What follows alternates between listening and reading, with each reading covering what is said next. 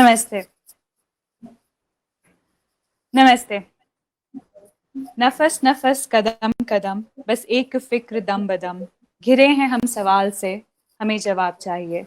यही हमारे शो का टाइटल है, सवाल। और आज हम आपके बीच में एक बहुत ही इम्पोर्टेंट सवाल लेके आए हैं।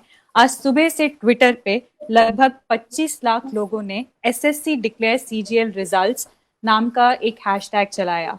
लगभग 5 लाख से ज्यादा लोगों ने आरआरबी एनटीपीसी का एक हैशटैग चलाया। और लगभग 9 से 10 लाख लोगों ने एनटीपीसी का एक ट्विटर हैशटैग चलाया। ये क्या है, क्यों स्टूडेंट्स इसके ऊपर इतना रीट्वीट ट्वीट कर रहे हैं और क्यों वो लोग एक ऑनलाइन प्रोटेस्ट ऑर्गेनाइज करा रहे हैं, इस पे आज बात करना बहुत जरूरी है। इस पे बात करने के लिए हमारे साथ मौजूद हैं दो senior faculty at study IQ. हमारे साथ है विघ्नेश कार्तिक और हमारे साथ है महिपाल सिंह राठौर। महिपाल का 6 साल का एक्सपीरियंस है आईएएस यूपीएससी आईपीएस की ट्रेनिंग का, और वो लगातार बैंकिंग सर्विसेज के एग्जाम्स की भी ट्रेनिंग देते आए हैं, पढ़ाते आए हैं स्टूडेंट्स को ऑनलाइन ऑफलाइन क्लासेस में। और हमारे साथ है विघ्नेश अभी रिसर्चर हैं, पीएचडी स्टूडेंट है किंग्स कॉलेज लंदन पे, और वो सेवरल टाइम्स स्टडी आईक्यू पे उनके भी लेक्चर्स होते हैं। तो आज इन दोनों से बात करेंगे इस बारे में कि एक्चुअली ये ट्वीट क्यों चल रहा है और इस पे इतनी बात क्यों हो रही है स्टूडेंट्स के बीच। महिपाल, मैं आपसे स्टार्ट करना चाहूंगी, ये एक्चुअली मुद्दा क्या है? Hi Saumya, first of all thanks for inviting us over. देखिए, मुद्दा ये है कि भारत सरकार में कुछ कमीशंस हैं, जैसे कि यूपीएससी, एसएससी, जिनका काम है कि सरकारी नौकरी के लिए लोगों को रिक्रूट करना। तो उसके लिए कुछ एग्जाम्स होते हैं।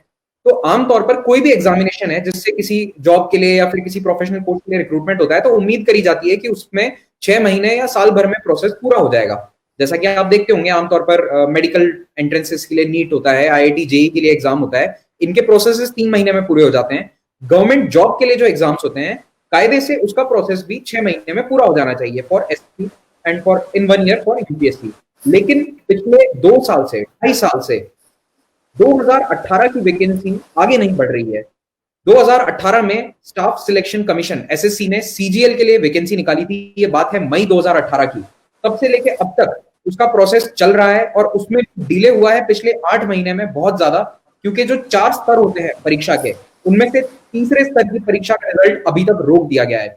सरकार पिछले 6 महीने से, या फिर टू बी स्पेसिफिक एसएससी पिछले 6 महीने से ये बहाना कर रहा है कि पैंडेमिक चल रहा है, लॉकडाउन चल रहा है। तो देखिए, ये लेवल 3 का एग्जाम है। 50,000 लोगों का रिजल्ट निकालना कोई बहुत बड़ा काम नहीं है। It is not that big a task. यहाँ पर लाखों लोग भी नहीं है। ये आगे प्रोसेस क्यों नहीं बढ़ाया जा रहा है? पीछे यही रीजन हो सकता है कि सरकार लोगों को नौकरी, बेरोजगारों को नौकरी नहीं देना चाहती है, उन्हें ज्वाइनिंग नहीं देना चाहती है टाइम पे। दूसरा मुद्दा है जिसको लेकर आज हमने ट्विटर पर ट्रेंड किया था, वो है रेलवेज के एग्जाम का। तो मैं आपको ब्रीफली बता देता हूं कि रेलवे भारत में सबसे बड़े एम्प्लॉयर में से एक है। ये बात आप शायद सभी जानते होंगे, आप इससे वाकिफ होंगे। तो रेलवे में जब रिक्रूटमेंट होता है, वो भी बम्पर रिक्रूटमेंट होता है। तो पिछले साल यानी 2019 में लोकसभा चुनाव से कुछ ही हफ्ते पहले रेलवेज ने 90,000 से भी ज्यादा वैकेंसीज अनाउंस करी थी। 90,000 प्लस, ऑलमोस्ट 1 लाख वैकेंसी थी। और उसके लिए देश के 2.5 करोड़ से ज्यादा युवाओं ने फॉर्म भरा था। Numbers vary between 2.5 to 2.8 crore. लेकिन 2.5 करोड़ युवाओं ने जब ये फॉर्म भरा था मार्च 2019 में, तब उन्हें ये पता नहीं था कि हम एग्जाम कब देंगे। तो तब स्टूडेंट से 500-500 रुपए लेकर फॉर्म भरवा लिया गया। और फॉर्म भरवाने के बाद आज दिन तक 1.5 साल हो चुका है, ये भी नहीं पता कि एग्जाम कब होगा। तो ये पूरा मुद्दा है जिसके कारण स्टूडेंट फ्रस्ट्रेटेड है। आप समझिए उन स्टूडेंट्स की पीड़ा को, पिछले 3 साल से इस प्रोसेस से गुजर रहे हैं। क्योंकि ऐसा नहीं है कि जिस दिन नोटिफिकेशन आया उसी दिन से वो व्यक्ति तैयारी कर रहा है। किसी भी एग्जाम के लिए कोई भी एस्पिरेंट कम से कम 6 महीना, साल भर की तैयारी करता है। तो वो 2017 से शायद अपनी मास्टर्स छोड़कर या फिर अपनी प्राइवेट नौकरी छोड़कर तैयारी कर रहा होगा। और तैयारी के साथ साथ 2018 में उसने एग्जाम का इंतजार किया। 2019 में जाकर एग्जाम हुआ, वहां पर भी 1 साल का डिले था और अब उसका रिजल्ट अटका दिया गया है। तो 3 साल, 4 साल इन वैकेंसीज को फुलफिल करने में क्यों लग रहे हैं? क्यों 1.5 साल लग रहा है एग्जाम की डेट अनाउंस करने में? इसी मुद्दे को लेकर आज हमने ट्विटर पर ट्रेंड कराया और 4 मिलियन के आसपास ट्वीट हुए हैं। और मैं उम्मीद करता हूं कि सरकार के कानों तक ये बात पहुंचे कि कितनी पीड़ा में है देश का बेरोजगार युवा। Thank you. मैं क्वेश्चन एक्चुअली विघ्नेश पे जाने से पहले मेरे से एक गलती हुई। मेरे साथ है मेरे को होस्ट मयंक, जो हमारे संपादक हैं, ऑडियो विजुअल एडिटर हैं। सॉरी मयंक, मैंने आपको इंट्रोड्यूस नहीं किया इनिशियली। विघ्नेश, मैं आपके पास यही सवाल लेके आती हूँ कि एक्चुअली हो क्या रहा है और आप क्या ऐड करना चाहेंगे जो महिपाल ने भी कहा। सी इनफैक्ट मेरे दोस्त महिपाल ने मतलब मुद्दे के बारे में बहुत अच्छे तरीके से उन्होंने उल्लेख किया है मुद्दे को। बट देन अब तो बात यह है कि इसका थोड़ा हम ब्रॉडर सेंस से कैसे देख सकते हैं, मतलब 2 कदम पीछे जाके कैसे देख सकते हैं। मतलब हर एग्जाम इसमें मतलब बोला जा रहा है कि मतलब डेटा के हिसाब से, प्रिंट में एक आर्टिकल छपा है उसमें, उसके हिसाब से बोला जा रहा है कि 2.5 करोड़ बच्चे मतलब एस्पायरेंट्स हैं हर किसी एग्जाम का, मतलब government exams and then bank exam सबका। तो अगर इस 2.5 करोड़ बच्चों का मतलब एक एस्पिरेशनल फ्यूचर, मतलब एक मतलब भविष्य को लेके एक एस्पिरेशन है, एक नौकरी को लेके एक एस्पिरेशन है, तो इन बच्चों का मतलब अगर आप देखते हैं तो मतलब एक मानसिकता के हिसाब से एक बहुत बहुत बड़ा एक प्रॉमिस को लेके आगे जाते हैं, एक वादे को लेके गवर्नमेंट के नौकरी के हिसाब से। पर अगर ये उनको अगर नहीं मिल रहा है तो मतलब जब उनके साथ मतलब इतना वेट पीरियड हो जाता है तो मतलब ऑब्वियसली वो तो विचलित होंगे ही। बट देन प्रॉब्लम सिर्फ वो नहीं है, यहाँ पे 3 पहलू है इस मुद्दे के। पहला ये है कि 2.5 करोड़ बच्चे हैं अब तो, इनफैक्ट नंबर ऑफ एस्पायरेंट्स बढ़ते जा रहे हैं हर दिन। बट देन अगर हम 1990s के तौल से अगर आज हम देखते हैं तो मतलब डेटा के हिसाब से गवर्नमेंट की नौकरियां, इनफैक्ट न्यू इकोनॉमिक पॉलिसी आने के बाद, लिबरलाइजेशन, प्राइवेटाइजेशन, ग्लोबलाइजेशन के आने के बाद नंबर ऑफ गवर्नमेंट कंपनीज तो मतलब घटती जा रही है। तो मतलब वो एक तरफ है, मतलब तो प्रैक्टिकली स्पीकिंग गवर्नमेंट जॉब्स कम होते जा रहे हैं और उसके बारे में मेरे पास थोड़ा डेटा है। बट देन दूसरी बात यह है कि आजकल हमारे मतलब पिछले कुछ 10-15 क्वार्टर्स से या फिर मतलब 3-4 साल से, इनफैक्ट 2016 के मतलब 3rd क्वार्टर से लेके अगर आप देखते हैं तो मतलब हमारा इकोनॉमी भी मतलब घटता जा रहा है। इनफैक्ट कल बिजनेस टुडे ने एक आंकड़ा निकाला है कि मतलब हम ऑलमोस्ट -20% पे हैं, in fact one of the biggest GDP के स्लम। तो इस नेगेटिव ग्रोथ रेट पे एम्प्लॉयमेंट बहुत इंपॉर्टेंट है और सरकारी नौकरी का यही एक एंगल है कि मतलब वो बहुत सिक्योर स्पेस है। तो एक तरफ कंपटीशन बढ़ रही है, एक तरफ नौकरियां कम हो रही है और दूसरी तरफ प्राइवेट सेक्टर में या फिर खेती में, in fact terms of trade off agriculture तो ऑलरेडी घट चुका है 90s के बाद। तो इस हिसाब से प्रेशर बच्चों पे पड़ रही है और सरकारी नौकरियों पे भी। इनफैक्ट हालांकि एक और बात है, इनफैक्ट अगर मैं आपको थोड़ा डेटा दूं तो number of employees central government services के, अब इनफैक्ट अपडेटेड डेटा नहीं है, जो भी डेटा अवेलेबल है वो मैं दे देता हूं आपको। इनफैक्ट गवर्नमेंट एम्प्लॉइज को अगर हम देख लेते हैं, सेंट्रल गवर्नमेंट एम्प्लॉइज को 2003 में 32.69 लाख थे और 2012 में वो घट के हो गए 26.3 लाख। तो 6 लाख नौकरियां वहीं पे घट गई है। सेंट्रल पब्लिक सेक्टर एंटरप्राइजेस में अगर आप देखते हैं तो मतलब नंबर ऑफ जॉब्स कम हुए हैं, मतलब कुछ 18.1 लाख इन 2011 से 14.86 लाख इन 2014। उसके बाद का डेटा हमारे पास नहीं है। और तीसरा ये है कि मतलब अगर हम सिविल सर्विस यूपीएससी एग्जामिनेशन का ले लेते हैं तो उसमें भी हम 30% की शॉर्टेज देख रहे हैं, मतलब from 1291 post in 2014 to 896 post in 2019। तो अगर और एक और बात यह है कि मतलब यहाँ पे रिसेंटली कोविड के टाइम पे जो इकोनॉमिक आइडिया आया था, इकोनॉमिक प्लान आया था, उसमें बोला गया था कि मतलब वी विल प्राइवेटाइज फर्दर। अगर प्राइवेटाइजेशन सही है गलत है ये तो बात की बात है, बट देन एटलीस्ट जो भी कम नौकरियां अभी हमारे पास है, उस नौकरियों का रिक्रूटमेंट प्रोसेस एटलीस्ट इजी कर दें, ये ही मतलब बच्चों की मांग है।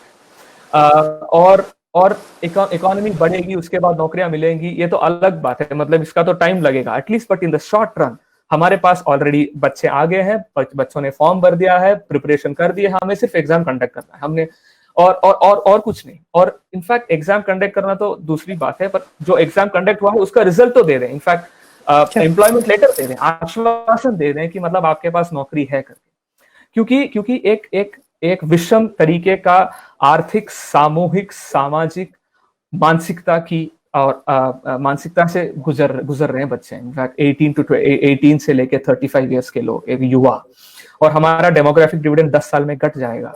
तो इस हिसाब से अगर हम 3-3 साल एक एग्जाम में मतलब अगर हम वेस्ट कर रहे हैं, तो मान लीजिए कि 3 अटेम्प्ट के हिसाब से बच्चा बीए पास होगा और 30 साल हुए होंगे किसी को, मतलब और कोई नौकरी नहीं है, वो सिर्फ बीए पास है, या फिर इवन वर्स अगर क्लर्क एग्जाम है तो 12 पास है।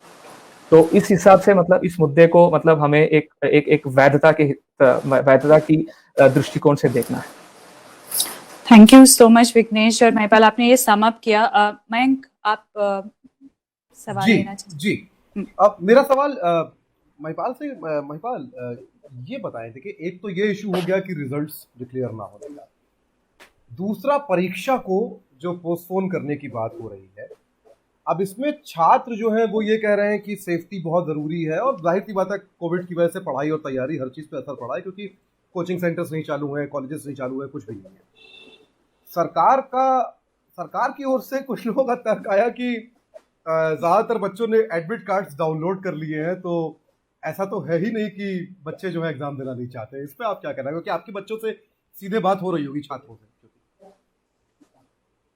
बिल्कुल, देखिए आपने जो इशू मेंशन किया है कि एग्जाम सरकार चाहती है, सरकार ये कह रही है कि एडमिट कार्ड डाउनलोड हो गए, इसका मतलब स्टूडेंट्स एग्जाम देना चाहते हैं।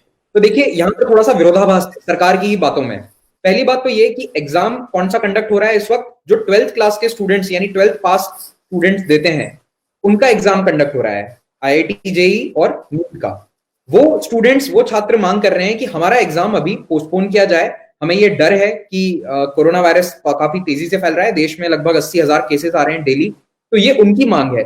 दूसरी ओर आप देखिए 1 महीने बाद यूपीएससी का एग्जाम होने वाला है। आईएएस के जो एस्पिरेंट्स हैं उन्होंने कहीं पर एक ट्वीट भी आपको नहीं मिलेगा कि हमारा एग्जाम पोस्टपोन कीजिए। यही फर्क है, मैं आपको बताना चाहता हूं। देखिए वो 17-18 साल के युवा हैं, उनकी मांग गलत नहीं है, मैं उन्हें बिल्कुल उनकी जगह सही मानता हूं कि एग्जाम पोस्टपोन अगर किया जा सकता है, उनको डर है तो ठीक है, उनकी मांग अपनी जगह जायज है। लेकिन जो 25, 26, 27 साल का युवा है जिसको नौकरी की तलाश है, आप सोचिए कि वो कितना प्रताड़ित होगा मानसिक रूप से कि वो सरकार से एक बार भी ये बात नहीं कह रहा है कि आप हमारा एग्जाम पोस्टपोन कीजिए। वो तो चाहता है कि हमारा एग्जाम लें, हमारी ज्वाइनिंग दें। और यहाँ पर 2 इशू हैं। एसएससी का जो एग्जाम है वो दिसंबर 2019 में हो चुका है, टियर 3, उसका रिजल्ट अभी डिक्लेयर किया जाए ये डिमांड है। और वहां पर केवल 50,000 स्टूडेंट्स हैं, जो भी छटनी होकर उनकी केवल 20-25,000 लोग रह जाएंगे जिनको फाइनली कंप्यूटर प्रोफिशिएंसी टेस्ट देना होता है। तो ये कोई इतना बड़ा टास्क नहीं है, 20-25,000 लोगों को अलग अलग दिन बुलाकर उनका टेस्ट लिया जा सकता है। और जहां तक रेलवे की एग्जाम की बात है, जहां पर करोड़ों छात्र हैं, डेफिनेटली ये बात सभी जानते हैं कि आने वाले 1 या 2 महीने में वो एग्जाम नहीं लिया जा सकता। लेकिन कम से कम गवर्नमेंट रेलवेज ये तो बताए कि वो एग्जाम होगा नहीं होगा, कब लिया जाएगा, उसका वेंडर कौन है, एक डेट तो फिक्स कर दें। चाहे आप जनवरी कर दें, फरवरी 2021 कर दें, आप डेट तय कर दीजिए। इससे क्या होगा, छात्रों के मन में एक श्योरिटी रहेगी कि हमें ये एग्जाम उस समय देना है, हम उसकी तैयारी करें। क्योंकि भारत में कई एग्जाम्स ऐसे हैं, स्पेशली स्टेट लेवल के, जिनके फॉर्म भरवा दिए गए, सरकारों ने उनसे पैसा ऐंठ लिया। बिल्कुल मैं शब्दों का चयन भी सोच समझ कर रहा हूं, ये पैसा ऐंठा गया है। 500,000 रुपए छात्रों से लिए गए और उसके बाद उन एग्जाम्स के बारे में कोई भी डिटेल बाहर नहीं आई है। 4-4 साल बीत चुके हैं, हजार रुपए के फॉर्म भरकर बेरोजगार छात्र आज भी घूम रहे हैं कि हमारा एग्जाम कब होगा। तो ये भय, ये डर छात्रों के मन में है। तो आप ये ध्यान दीजिए कि जितने भी जॉब के लिए एग्जाम है, कोई भी स्टूडेंट या कोई एस्पिरेंट ये नहीं कह रहा है कि आप एग्जाम पोस्टपोन करवाएं, आप पहले एग्जाम की डेट को अनाउंस करें। और नीट और जेईई के केस में ये वाला मुद्दा है कि हमें उनको एग्जाम पोस्टपोन चाहिए था, लेकिन वो भी सरकार ने नहीं करवाया। वहां पर सरकार क्या कह रही है कि ये पूरा साल वेस्ट हो जाएगा, यानी कि आईआईटी और नीट के जो एस्पिरेंट है, अगर वो कॉलेजेस में नहीं पहुंचे तो साल वेस्ट हो जाएगा। आप इसकी इकोनॉमिक्स को समझिए, छात्र जब कॉलेज जाएंगे तो सरकार को पैसा देंगे, लेकिन यहाँ पर अगर जॉब मिलती है तो सरकार को लोगों को पैसा देना पड़ेगा। तो it is all about the economic. तो सरकार ये खुलकर बोल दे कि हमारे पास पैसा नहीं है और हम आपको आने वाले 1 या 2 साल जॉब ना तो देंगे और ना ही आपके लिए कोई एग्जाम कंडक्ट करेंगे। तो कम से कम ये जो करोड़ों बेरोजगार युवा हैं, ये अपना प्राइवेट नौकरी में, धंधे में मन तो लगाएं, वहां पर सोचे तो सही। वरना अभी क्या हो रहा है, सभी इस असमंजस में है कि मैं अपना प्राइवेट नौकरी की तरफ रुख करूं या फिर मैं इस गवर्नमेंट जॉब के लिए तैयारी करूं। तो अगर आईआईटी जेईई वाले छात्रों का 1 साल खराब हो रहा है, तो क्या 25, 26 और 30 साल के युवा का 1 साल खराब हो रहा है वो मायने नहीं रखता है। इनफैक्ट वो तो देश के लिए प्रोडक्टिव साल है। जीडीपी में जो युवा हैं वो अपना योगदान देंगे। उनका 1 साल घर बैठे रहना देश के लिए बहुत बड़ा आर्थिक नुकसान है। ये बात सरकार समझ नहीं रही है और इस विरोधाभास को आगे बढ़ाई जा रही है। विघ्नेश, मैंने ये जानबूझ के पूछा था, दरअसल मैं इस सवाल के जरिए मैं आपके पास आना चाह रहा हूं अब जी, क्योंकि ये अब क्लियर हो गया है। देखिए बहुत, अब विघ्नेश मेरा ये जो महिपाल का सवाल था कि आप सोशियोलॉजिकल फैक्टर्स और पॉलिटिकल फैक्टर्स दोनों को स्टडी करते हैं, क्या ये लगता है बहुत क्लियरली, क्योंकि देखिए हमने इस सवाल के जवाब में हमने 2 तरह के छात्रों की बात की। एक जो 12वीं पास करके आए हैं, जो नौकरी के लिए पढ़ाई करना चाहते हैं करियर के लिए, और एक वो जो पढ़ाई कर चुके हैं और नौकरी की तैयारी कर रहे हैं या नौकरी चाहते हैं। दोनों ही तरह के छात्रों के मामलों में सरकार का रवैया एक जैसा है, मतलब there is a big no, इधर यू वांट द एग्जाम और you don't want the exams, it's a big no. पिछले कुछ सालों में क्या आपको लगता है कि लगातार स्टूडेंट्स के प्रति एक बहुत रिलक्टेंट रवैया है सरकार का, और वो चाहे यूनिवर्सिटी के एडमिनिस्ट्रेशन से यूजीसी की चीजें बदलने तक, और अब यहां पे आके हम खड़े हो गए हैं? क्या आपको दिखता है बहुत क्लियरली कुछ ऐसा? रिलक्टेंट रवैया तो मतलब थोड़ा फारफेच्ड होगा, बट देन ये चीज ये है, ठीक है, मतलब हर सरकार का एक विजन होता है ना। तो उस विजन क्या हमारे एक संस्थानिक स्मृति या फिर इंस्टीट्यूशनल मेमोरी से क्या ये रिकंसाइल करता है? क्योंकि हमारे यहाँ मान लेते हैं, सिंपल चीज से मान लेते हैं, ठीक है, हमारे यहाँ एक 1950 से IIT IIM की मतलब ये हुआ की स्थापना हुई है। उसके बाद आज अगर आप कट करते हैं तो मतलब उसके बाद 2 एजुकेशन पॉलिसी थे, 60s में एक और 80s में एक। उसके बाद आप सर्व शिक्षा अभियान था, बहुत बड़ा इंटरवेंशन। उसके बाद राइट टू एजुकेशन। तो इस एंड देन उसके बाद हमें ये समझना होगा कि शिक्षा जो है एक स्टेट सब्जेक्ट है या फिर लिस्ट 2 7 शेड्यूल के मतलब लिस्ट 2 में आता है, तो संविधान के प्रति तो मतलब स्टेट गवर्नमेंट्स के पास था। उसके बाद उसने वो कॉन्करेंट लिस्ट में चला गया था। तो देयरफॉर ये एक शिफ्ट जो है, उस शिफ्ट को मतलब दिमाग में रखते हुए या फिर मतलब उसको कंसिडर करते हुए क्या ये डेवलपमेंट्स हो रहा है या फिर इसको मतलब कुछ मतलब इसमें एक अर्जेंसी है लाने में। फॉर इंस्टेंस आप जो बोल रहे हैं यूजीसी के नॉर्म्स वगैरह बदल रहे हैं वगैरह एंड ऑल, इसका यही प्रॉब्लम है कि क्या ये अपने इंस्टीट्यूशनल मेमोरी के साथ मतलब सिंक में है या नहीं। क्योंकि वो सिंक में नहीं है, अब बच्चों को मतलब इसमें वल्नरेबल सेक्शन कौन है? बच्चे हैं, क्योंकि एस्पिरेशन उनके पास है और उनका मतलब फ्यूचर भी उनका बन रहा है। तो ये एक वल्नरेबल सेक्शन में पड़ जाते हैं मतलब। और हालांकि ये बात ये है कि मतलब एक अपर सेक्शंस या कि क्लास या कास्ट के हिसाब से अपर सेक्शन का कोई फर्क नहीं पड़ता है, मतलब वो फर्क पड़ेगा, बट देन वो उस हित को ले लेंगे। बट देन अगर गरीब के बच्चे हैं या फिर मतलब एक socially and economically and educationally backward classes का मतलब अगर आप ले लेते हैं तो वो इसको सह नहीं पाते हैं। फॉर इंस्टेंस एक साइकिल रिक्शा चलाने के बेटे या फिर मतलब एक ऑटो रिक्शा चलाने वाले के बेटे, मतलब वो प्लान करते हैं, हर मील प्लान करते हैं। तो उनको अगर आप बोल देंगे मतलब आपको 2 साल का एक झटका लगेगा, तो डेफिनेटली वो तो ड्रॉप आउट ज्यादा होते जाएंगे। अब तो हालांकि मतलब अशर रिपोर्ट से मतलब लर्निंग आउटकम से हमें मतलब थोड़ा this is a problematic findings आ रहे हैं, बट फिर आगे जाने के बाद अगर ये नए पॉलिसी कैसा इम्पैक्ट करेगा, ये तो अलग ही बात है। और दूसरी बात यह है कि मतलब जो महिपाल मेरे दोस्त बोल रहे थे इसके पहले, तो नीट और जेईई या फिर मतलब ये एसएससी सीजीएल इस सारे एग्जाम्स का एक बार मतलब उसका एक ढांचे के हिसाब से देखिए ना, सपोर्ट कहां से आ रहा है। In fact at the end of it अगर आप देखते हैं तो ये सारे बच्चे मतलब क्योंकि देयर इज अ कोलिसेंस, मतलब एक जुटाई हो रही है, मतलब कि मतलब लोग आके बोल रहे हैं कि एक प्रेशर है हम पे, इसको हमें निपटाना है करके। और स्टूडेंट बॉडीज, हालांकि मतलब मैं एक मतलब यूके में बेस्ड एक नेशनल इंडियन स्टूडेंट्स यूनियन करके उनके ओल्डेस्ट और largest student body Indian student body को रिप्रेजेंट करता हूं। तो अगर वहां पे देखते हैं तो मतलब हमें जो डेटा मिला था उस हिसाब से हमने एक सॉलिडारिटी स्टेटमेंट निकाली है। तो इसका जो सपोर्ट आ रहा है मतलब बहुत ऑर्गेनिकली ये जो बढ़ रही है, मतलब और सिंपल चीजें हैं यहाँ पे।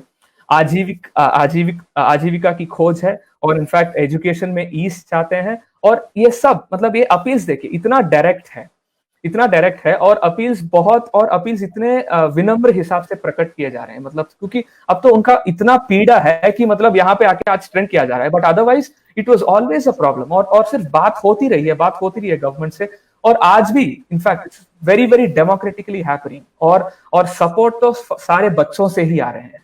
और this is exactly one observation that we need to sort of focus on. और स्टूडेंट्स यूनियन हो या फिर बच्चे हो, मतलब सिर्फ it's only coming from those quarters, and remember that हमारे demographic dividend के हिसाब से they are the most promising lot, उनसे ही हमारा फ्यूचर बनेगा। और अगर वो प्रॉब्लम में है तो मतलब इसमें ये सरकार वो सरकार करके कोई मतलब there is no two ways, it's just one, any government it be, any political party it be, सिर्फ इसमें कोई गलत सही लेफ्ट राइट कुछ नहीं है। उनका अगर उनको प्रॉब्लम है बच्चों को मतलब तो हैंडल करना ही होगा और उनके हिसाब से हैंडल करना होगा। बिल्कुल, थैंक यू विघ्नेश, बहुत पर्टिनेंट बात कही। विघ्नेश, आपने 2.5 करोड़ एस्पिरेंट्स मेंशन किए, और जो नीट और जेईई जो मैं डेटा देख रही थी वो लगभग दोनों के स्टूडेंट्स मिला के जो अपीयर हो रहे हैं वो लगभग 30 लाख के करीब आता है वो नंबर। तो we are almost talking about 3 crore से की लगभग पॉपुलेशन के बारे में बात कर रहे हैं। महिपाल, मेरा सवाल एक्चुअली हम लोग अब बहुत हमने डेटा नंबर्स दे दिए, हमने नंबर ऑफ डेज कितने पास हो गए सब बात कर लिया। मैं जानना चाहती हूँ कि एक ह्यूमन एंगल पे एक स्टूडेंट एक्चुअली किस तरह के क्वेश्चंस और किस तरह की प्रॉब्लम से जूझ रहा है जो आपके पास आके पूछ भी रहे होंगे क्योंकि आप एक टीचर हैं, तो क्या उनको विचलित कर रहा है, मतलब what are the basic questions they are coming to you with? मैं आपको एक एग्जांपल के साथ इसके बारे में बताऊंगा। देखिए, मेरा एक स्टूडेंट है, मैं नाम नहीं लेना चाहूंगा।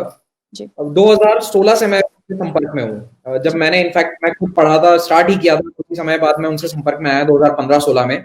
तो he had left his job जहां पे वो 1 साल से काम कर रहा था प्राइवेट सेक्टर में। In 2014 he graduated, in 2015 he work and 15 में समटाइम उन्होंने डिसाइड किया कि मैं गवर्नमेंट जॉब्स के लिए अपीयर होना चाहता हूँ and he started preparation for SSC CGL. अब देखिए, ऐसा नहीं है कि जो छात्र सोचता है कि मैं आज तैयारी करूंगा पहला अटेम्प्ट में सिलेक्शन हो जाएगा। तो उसने 2016 का एग्जाम दिया, 17 का दिया, नहीं हुआ उसका 2 बार में। बहुत टफ एग्जाम होता है, याद रखिए 20-30 लाख लोग इस एग्जाम को देते हैं और जॉब होती है केवल 6000 10,000 और वहां वैकेंसी घटती जा रही है। खैर वो एक अलग मुद्दा है, उसके बारे में आगे बात करेंगे। तो थर्ड अटेम्प्ट उसका था 2018 में। अब 2018 में जब उसने ये फॉर्म भरा तब से लेकर अभी तक कितना 2.5 साल का समय हो गया, यानी वो 2016 से ऑलमोस्ट 5 साल हो चुके हैं, पौने 5 साल हो चुके हैं जब से वो तैयारी कर रहा है। तो क्या वो अपने घर पे कहता होगा, जबकि उसने एग्जाम थर्ड टाइम दे रहा है, ये कोई बहुत ऐसा नहीं है कि उसने कई बार एग्जाम दे दिया हो, and he is improving himself. एक बार लेवल 1 पर गया, सेकंड टाइम वो लेवल 3 तक गया, तो अपने आप को इंप्रूव कर रहा है। और इस बार वो पूरा होपफुल था कि मेरा सिलेक्शन हो जाएगा। दिसंबर में 2019 में उसने एग्जाम दिया था, लेकिन उसकी आर्थिक स्थिति आप सोचिए, एक नौजवान युवा है, वो 26-27 साल का होगा इस वक्त, और वो 3 साल से बिना कमाए घर बैठा है, taking money from his parents, और वैसे भी अपने आप को सस्टेन कर रहा है, कुछ महीने काम भी कर रहा है, पार्ट टाइम जॉब भी करता है जब एग्जाम के बारे में कोई जानकारी नहीं होती। तो ये मेंटली बहुत स्ट्रेसफुल होता है स्टूडेंट्स के लिए। और ये मैं आपको केवल एक एग्जाम्पल दे रहा हूँ, ऐसे करोड़ों लोग हैं इस देश में, स्पेशली जो आरआरबी एनटीपीसी का एग्जाम है, वो देखिए ग्रुप सी और ग्रुप बी की जॉब्स हैं। तो वहां पर जो एस्पिरेंट्स हैं वो ऐसे सोशो इकोनॉमिक क्लास से आते हैं जिनके लिए 1 साल घर बैठना इज नॉट पॉसिबल। एक मिडिल क्लास के छात्र के लिए फिर भी ये सपोर्ट हासिल होता है घर पर कि वो अपने माता पिता से कह सकता है कि पापा मम्मी मैं एग्जाम की तैयारी करना चाहता हूँ, गवर्नमेंट कॉम्पिटिशन की। तो उसके माता पिता उसको फिर भी बोलेंगे हाँ बेटा, हाँ बेटी, तुम करो तैयारी, 1 साल 2 साल 3 साल कोई दिक्कत नहीं है, हम तुम्हें सपोर्ट कर देंगे, महीने के 10-15-20 हजार रुपए तुम्हें दे देंगे। लेकिन ये ऑप्शन आरआरबी एनटीपीसी वाले छात्रों के पास नहीं है, जो कि मेजोरिटी है वहां पर, करोड़ों की संख्या। तो एसएससी हो, आरआरबी एनटीपीसी हो, और उसके अलावा भी बहुत सारी जॉब्स हैं जिनमें ये ज्वाइनिंग अटक जाती है। जैसे कि उत्तर प्रदेश में 69,000 टीचर्स को ज्वाइनिंग नहीं मिल रही है। अब वो लोग कितनी ही बार ट्विटर पर ट्रेंड करा चुके हैं, ये तो पहली बार ट्रेंड नहीं हो रहा है। आज भी इनफैक्ट हमने केवल 2 एग्जाम्स को टारगेट किया है, लेकिन याद रखिए ये कई एग्जाम्स हैं। आप इमेजिन कीजिए 69,000 people who have cleared the exam, जिनको ये बोल दिया जा चुका है कि आप जॉब के लिए बिल्कुल करते हैं, सारी रिक्वायरमेंट आप पूरी करते हैं, और उन्हें ज्वाइनिंग नहीं मिल रही है। और ऐसा हर राज्य में हो रहा है, चाहे वो पश्चिम बंगाल हो, ओडिशा हो, राजस्थान हो, गुजरात हो, सभी जगह इस तरह की समस्याएं आ रही है। और इनमें मैं अभी पेपर लीक के बारे में तो बात ही नहीं कर रहा कि पेपर लीक हो रहा है या फिर एग्जाम निरस्त हो रहा है, फिर से फॉर्म भरवाए जा रहे हैं, ये सारी तो प्रॉब्लम अलग जगह है। तो एग्जाम पंचवर्षीय योजना बन चुके हैं। 5 साल आपकी जवानी के अगर आप एग्जाम्स में वेस्ट कर देते हैं तो ये बहुत बड़ी बात है। जस्ट इमेजिन, मैं तो ये मानता हूं कि आपकी जिंदगी के जो बेस्ट ईयर्स हैं वो 60 तक होते हैं, या फिर जब तक आप काम कर रहे हैं। तुम 60 सालों में 40 साल ऐसे जहां पे आपको काम करना चाहिए था, sometimes from 20 to 60, out of दो 5 इयर्स आप वेस्ट कर रहे हैं एग्जाम्स के पीछे। तो क्या ये न्यायोचित है? क्या ये सही है? ये exam process with in 1 year खत्म हो जाना चाहिए, और हो जाना चाहिए था, लेकिन गवर्नमेंट इसके प्रति अपैथी दिखा रही है। गवर्नमेंट का इसके प्रति रुझान इतना पॉजिटिव नहीं है, मे भी इसलिए क्योंकि युवा उनको वोट देते जा रहे हैं और सरकारों को लग रहा है कि हमें ये एग्जाम हम पोस्टपोन करवाते जाएंगे, जब अगले चुनाव आएंगे उस समय हम इनकी घोषणा फिर से कर देंगे। तो यही हो रहा है, बिहार में चुनाव आने वाले हैं, फिर से एक नई भर्ती की घोषणा करी जाती है, जबकि पिछले वाले एग्जाम के रिजल्ट तक अटके हुए हैं। नंबर्स बहुत स्टार्टलिंग है, और ये एक story is very painful. Mayank, आपका कोई बहुत सवाल? डराने वाली बात है। मैं थोड़ा सा, भले ही हम इस पे 1 मिनट या 2 मिनट ही चर्चा करें, मुझे लगता है बहुत जरूरी एक मेरे लिए एक एस्पेक्ट जो जो डराने वाला और बहुत भावुक कर देने वाला भी है कि हम ऑलरेडी 6 महीने से जो ये पूरा माहौल है दुनिया भर में और खास तौर पे अपने जैसे देश में जहां इतनी गरीबी है, समस्याएं हैं, ज्यादातर ये जो बच्चे हैं इनके भी माता पिता सरकारी नौकरियों में नहीं होंगे। बहुत सारे बच्चों के वो निजी नौकरी करते होंगे, कोई दुकान चलाता होगा, और कई लोग ऐसे हैं, जैसे अभी एक बच्चे ने हमारे कमेंट बॉक्स में लिखा कि उसके पिता ड्राइवर है मामूली से, ठीक है। इन सबके रोजगार ऑलरेडी छिन गए हैं और कोविड के चलते ऑलरेडी एक स्टेट ऑफ डिप्रेशन में ज्यादातर लोग हैं या शुरुआत इसकी हो चुकी है माहौल में। ऐसे में ये सब होना इन नौजवानों की जो 16 साल से लेकर और 30 साल तक की उम्र के किसी भी उम्र में हो सकते हैं, ये इनकी मेंटल हेल्थ के लिए कितना घातक है? आप लोगों को क्या लगता है? ये मुझे लगता है बहुत जरूरी सवाल है, क्योंकि हमने सुसाइड्स देखी है लगातार अपने समाज में छात्रों की। तो मेंटल हेल्थ के लिए ये कितना खतरनाक है? क्या इस पे कोई बात नहीं होनी चाहिए, कोई चर्चा नहीं होनी चाहिए? देखिए, इस पे बात तब होगी जब हम पहले युवाओं की ओर ध्यान देंगे। अभी हमारा ध्यान पूरी तरह से इकोनॉमी पे है, चर्चा केवल इकोनॉमी की होती है, सुशांत सिंह राजपूत की होती है। देखिए, एक सब मुद्दे भी जरूरी चर्चा भी नहीं हो रही, सुशांत सिंह राजपूत की हो रही है। सुशांत सिंह राजपूत और चीन का बॉर्डर, उसकी चर्चा हो रही है, इकोनॉमी पे कोई चर्चा नहीं कर रही। बिल्कुल, मैं मानता हूं वो मुद्दे भी जरूरी हैं, गलत नहीं है अगर चाइना के क्लैश के बारे में हम चर्चा कर रहे हैं, लेकिन it can not gate disproportionate time on the TV screen और ऑन द न्यूज़पेपर्स। हर चीज को, हर मुद्दे को प्रोपोर्शनेट टाइम देना होगा, जो हमारा मीडिया इस वक्त नहीं दे रहा है। और ये जो कल से आप देख रहे हैं कि जैसे मोदी जी की जो मन की बात थी, उस पर आपने डिसलाइक्स देखे होंगे। तो डिसलाइक इसलिए नहीं है क्योंकि छात्रों को मोदी जी अचानक से उनको डिसलाइक करने लग गए, जी नहीं। This is a cry for help. हम ये पुकार कर रहे हैं कि आप हमारी बात सुने, सरकार हमारी बात सुने। बिल्कुल मेंटल हेल्थ के बारे में बात करने की आवश्यकता है। छात्र सुसाइड कर रहे हैं, एसएससी की जो तैयारी कर रहे हैं, वो वैसे भी हर साल छात्र इस डिलेड के कारण कोई ना कोई छात्र सुसाइड करता है। परसों की न्यूज है, आप जाकर ट्विटर की टाइमलाइन पर देख सकते हैं। डॉक्टर गौरव गर्ग जो स्टडी आईक्यू के फाउंडर है, उन्होंने भी शेयर करा था इसको। कई छात्र सुसाइड कर रहे हैं और इसके कारण ये एक बड़ी समस्या बन सकती है कि अगर हमारी युवा पीढ़ी डिप्रेस्ड मेंटल स्टेट में आने वाले साल में हमें लेकर जा रही है, तो आप सोचिए कि देश की जो ग्रोथ है, हम इंजन है देश की जीडीपी ग्रोथ का, तो ये इंजन डेफिनेटली स्लो डाउन होगा और परफेक्ट मेंटल हेल्थ स्टेट में ना होने के कारण जीडीपी को हम आगे नहीं बढ़ा सकते। जो लोग देख रहे हैं शो, मैं उनसे एक बात कहना चाहता हूँ, ये एक इमोशनल अपील है कि थोड़ा सा समझिए। मैंने आज अपनी पोस्ट में ये लिखा था कि अगर आपको फुर्सत मिल जाए सुशांत सिंह राजपूत की मृत्यु की गुत्थी सुलझाने से, मैंने बहुत व्यंग्यात्मक होकर लिखा, पर ये क्यों लिखना पड़ा? मैं किसी की भी मृत्यु पे बात नहीं करना चाहता हूं इस तरह से। थोड़ा सा सोचिए, ज्यादातर बच्चे जो सरकारी नौकरी चाहते हैं, हमको ये समझना पड़ेगा प्रैक्टिकली इस देश में, वो अमूमन गरीब, आर्थिक रूप से या सामाजिक रूप से कमजोर परिवारों से ही आते हैं। जो जिनके पास पैसा है और जो प्रिविलेज है, उनको बहुत ज्यादा जरूरत नहीं होती है सरकारी नौकरी के पीछे भागने की और इतने साल तैयारी करने की। तो प्लीज थोड़ा सा सोचिए, हम में से कोई नहीं चाहेगा। अपने आसपास देखिए। सौम्या, आप जो कहना चाह रहे हैं। जी, मैं एक्चुअली मेरा लास्ट सवाल है आप दोनों के लिए। हम उसके बाद माइक आप चाहें तो क्लोज कर सकते हैं। तो अभी आपने इतने सारे प्रोसेसेस के बारे में बताया कि फॉर्म भराए गए, फॉर्म के पता नहीं है कि एग्जाम होना कि एग्जाम्स हो गए, रिजल्ट्स आ गए, रिक्रूटमेंट का पता नहीं है, एग्जाम्स कुछ लोग देना नहीं चाहते हैं, कुछ लोगों के लिए जॉब्स अवेलेबल नहीं है, कुछ लोगों को बता दिया गया कि आप एलिजिबल हैं जॉब के लिए, तो भी उनके पास जॉब का कोई अंदेशा नहीं है। मैं आप दोनों से जानना चाहती हूँ कि how do you see what are those couple of things that the governments can do, जिस तरह से इन बच्चों को कुछ reassurance, कुछ solution oriented एक information मिले, और कैसे जो इस पॉइंट पे, क्योंकि स्टूडेंट्स हैं, आपने जैसे कहा बहुत यंग एज के हैं, दे आर ऑल इम्पल्सिव, बहुत बुरी तरह से परेशान है, कैसे they are able to actually deal with this situation? क्या हो सकता है सरकार की तरफ से? एक या दो लाइन मतलब पॉइंट्स में अगर आप बताना चाहें तो। विघ्नेश, मैं आपसे स्टार्ट करूंगा।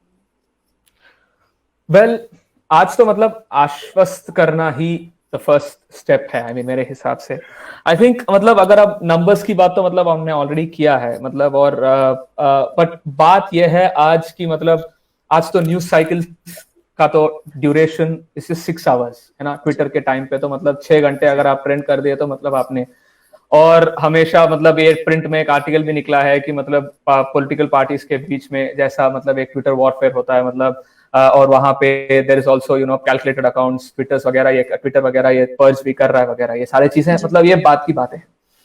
आज बहुत सिंपल सी चीजें चल रही है, ये तो लेफ्ट राइट की बात नहीं है वगैरह कुछ नहीं, ये तो सिर्फ आजीविका की बात है, ये पढ़ाई की बात है, ठीक है। एक्सेस टू एजुकेशन और एक्सेस टू एम्प्लॉयमेंट, ये तो बहुत फंडामेंटल चीजें हैं और ये हमें अपना संविधान भी देता है, हमें अपना ह्यूमन राइट्स भी देता है, ये चीजें इनफैक्ट आर्टिकल 21 के अंडर ये सब पढ़ा जाता है। एजुकेशन, हमने राइट टू एजुकेशन जब पास किया गया था सुप्रीम या फिर मतलब पार्लियामेंट के टाइम पे, पार्लियामेंट के थ्रू, it was passed as 21A because right to life के साथ हुआ।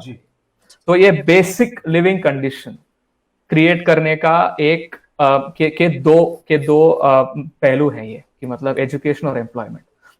और एक तरफ मतलब बच्चे ऐसे भी नहीं है कि मतलब वो अनफेयर डिमांड्स रख रहे हैं, मतलब उनका डिमांड सही है, मतलब वो समझते हैं, इनफैक्ट वो पढ़ रहे हैं।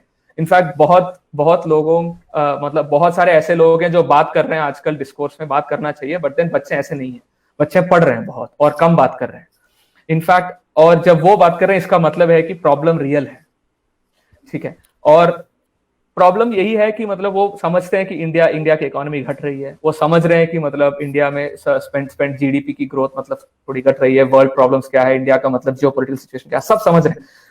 पर तो देयरफॉर उनकी मांगे भी बहुत रीजनेबल हैं, और उनकी ये मांगे कंप्लीट करना या उनकी इस मांगों के प्रति मतलब एक कार्यवाही करना और बहुत इमीडिएट हिसाब से, तो this is very very important मेरे हिसाब से। और किसी भी government, state government, central government, किसी भी पॉलिटिकल पार्टी, ये बहुत अहम मुद्दा है। और इस मुद्दे के प्रति मतलब इमीडिएटली मतलब ये इलेक्टोरल नंबर्स तो हम दे सकते हैं और हम बोल सकते हैं कि हाँ बट स्टूडेंट्स आर इंपॉर्टेंट। अगर 15 to 29 ईयर के पॉपुलेशन का डेटा अगर आप देख लेते हैं, नेशनल यूथ रिपोर्ट 2014 या 2017 के आंकड़े अगर हम देख लेते हैं, मैं बताना नहीं चाह रहा हूँ, मतलब है मेरे पास, but they are in fact worthy of looking at as a vote bank. But ऐसा मत देखा कीजिए, बिकॉज ये एक संवैधानिक दायित्व है किसी भी पॉलिटिशियन का या फिर किसी भी एक डेमोक्रेटिक सेटअप में जो भी रिप्रेजेंटेटिव है, उनका एक संवैधानिक दायित्व है।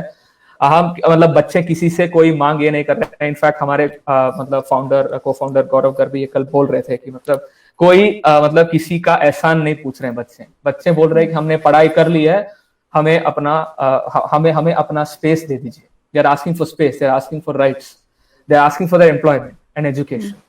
तो मतलब इसको उसी दृष्टिकोण से देखा जाए कि मतलब उनको जो देना है वो देना है।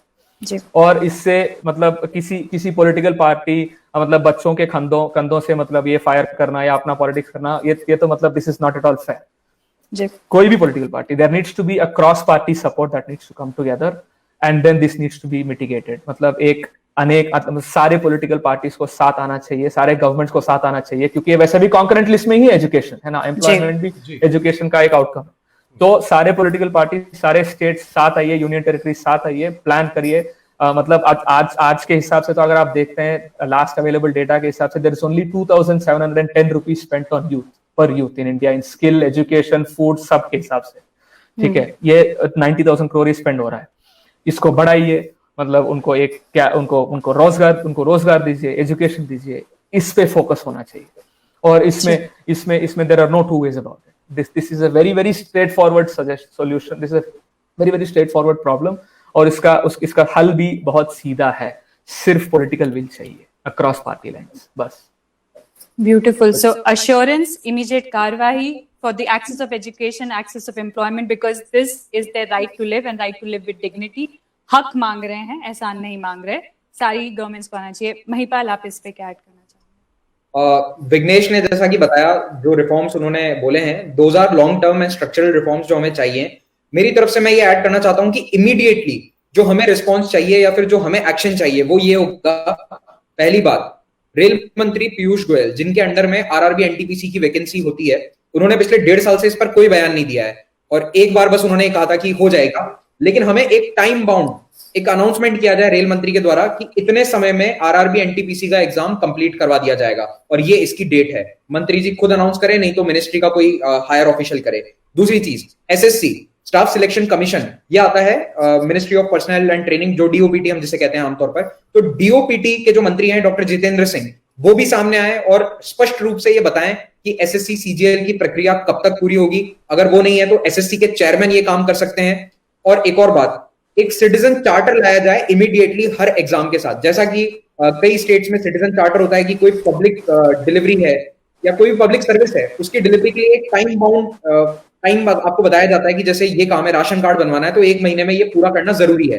तो उस तरह का कोई कानून लाया जाए हमारी संसद में और उसके अधीन एसएससी जैसे संस्थानों को लाया जाए, ताकि अगर मान लो एसएससी सीजीएल 2020 एक साल में पूरा नहीं करवाया जाता है तो 1 साल में पूरा नहीं करने के बदले में एसएससी को एक फाइन जमा कराना होगा और ये फाइन छात्रों को रिफंड करा जाएगा। तो अगर उनसे 1000 रुपए फीस वसूली जा रही है तो उन्हें 1000 प्लस कुछ फाइन का अमाउंट फिर से छात्रों को दिया जाए अगर ये वैकेंसी 1 साल में भरी नहीं जाती है। तो एक तरह का सिटीजन चार्टर और फाइन की व्यवस्था जब तक नहीं आएगी तब तक ये सरकारी संस्थान नहीं सुधरने वाले हैं।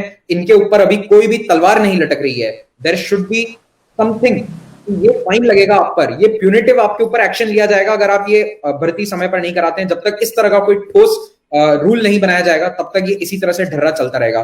इस वक्त मैं ये कहना चाहता हूं कि UPSC, union public service commission, केवल एकमात्र संस्थान है केंद्र सरकार का जो समय पर भर्तियों को पूरा करवा रहा है। Despite the lockdown, despite the covid, they have conducted interviews of the last year cycle of exam और इस साल का प्रीलिम एग्जाम के एडमिट कार्ड आज जारी हो चुके हैं और कहीं पर भी आप ये ट्रेंड नहीं देखोगे कि यूपीएससी का एग्जाम पोस्टपोन करवाया जाए। तो छात्र एग्जाम देने को तैयार हैं, एजेंसीज एग्जाम लेना नहीं चाह रही हैं।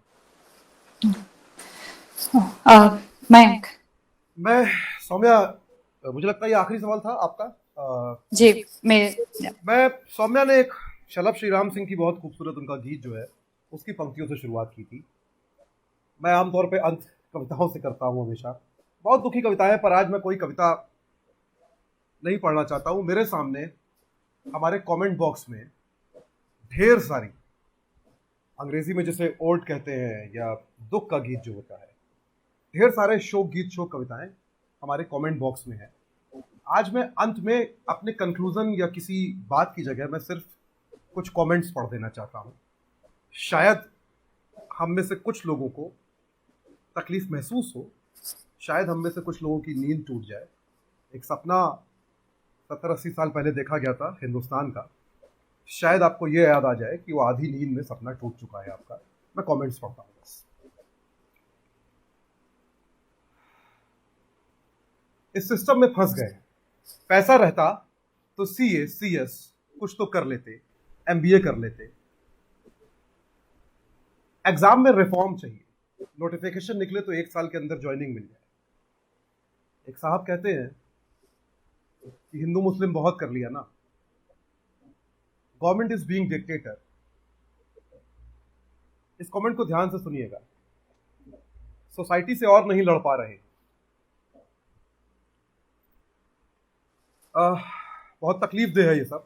सोसाइटी से और नहीं लड़ पा रहे हैं, हम बोलते हैं कि थोड़ा रुक जाओ, गवर्नमेंट जॉब लगा लेंगे, लेकिन खुद गवर्नमेंट एग्जाम ही नहीं करती है, तो कैसे होगा? We need jobs. कैपेबिलिटी होने के बाद भी बेरोजगार हैं, डिप्रेशन और एंजाइटी नेक्स्ट लेवल की हो गई है। परेशान नहीं है, डिप्रेस्ड है। एक फॉर्म में सिर्फ इसलिए नहीं भर पाया क्योंकि वो 700 रुपए का था, कहां से लाता। मैं सोच रहा हूं जब जीडीपी पॉजिटिव चल रही थी तब ये सब हो रहा था, अब तो नेगेटिव हो गई है, अब हमारा क्या होगा? डर लगता है इस सिचुएशन में। गलती से चीन से युद्ध कर लिया इन्होंने तो सबसे ज्यादा गाज तो हम पे ही गिरेगी और अनएम्प्लॉयमेंट हो जाएगा। मीडिया सिर्फ रिया और सुशांत दिखाती है, क्या अनएम्प्लॉयमेंट बड़ा इशू नहीं है इस देश में? पॉलिटिशियंस की कोई नैतिकता नहीं। सरकार को या तो परीक्षाएं पूरी करानी चाहिए या फिर कह देना चाहिए कि हम नहीं कराएंगे। क्या सरकार ये सीधे क्यों नहीं बता देती हमको कि वैकेंसी नहीं है? इस सब से सिर्फ हम परेशान नहीं होते, हमारे पेरेंट्स भी अलग तरह की परेशानी और डिप्रेशन में हैं। मैं बहुत गरीब घर से आता हूं सर, क्या वाकई हमारी समस्या का कभी कोई सॉल्यूशन होगा? ये सारे कमेंट्स आप मिला दें तो एक दुख का महाकाव्य बन जाएगा। मुझे आज कंक्लूजन में इन कमेंट्स के अलावा कुछ नहीं कहना है। महिपाल आपका बहुत शुक्रिया, विघ्नेश आपका बहुत शुक्रिया। इस ज़रूरी बात पे बात करने का, सौम्या, महिपाल और विघ्नेश को जोड़ने का, लाने का बहुत शुक्रिया। और वो सारे नौजवान जो इस शो को देख रहे थे, उन सबका बहुत शुक्रिया कि वो अपने अधिकार के लिए उठे, लड़ रहे हैं। और याद रखिएगा, वही कौम जिंदा रहती है, वही कौम सफल होती है जो सवाल करना सीख जाती है। क्योंकि जब आप सवाल नहीं करते हैं तो आप नागरिक ही नहीं रह जाते हैं। नागरिक होने का अधिकार आप गवा देते हैं। आपने सवाल करना शुरू किया है, यकीन मानिए एक दिन आप अपना हक भी सरकार से या किसी भी और से छीनना सीख जाएंगे। इसी के साथ सभी का शुक्रिया। सवाल में हम लोग फिर मिलेंगे। आज रात सोने से पहले इस बारे में सोचिएगा, कल सुबह उठ के याद रहे तो फिर सोचने की कोशिश कीजिएगा। सबको शुक्रिया। Thank you. थैंक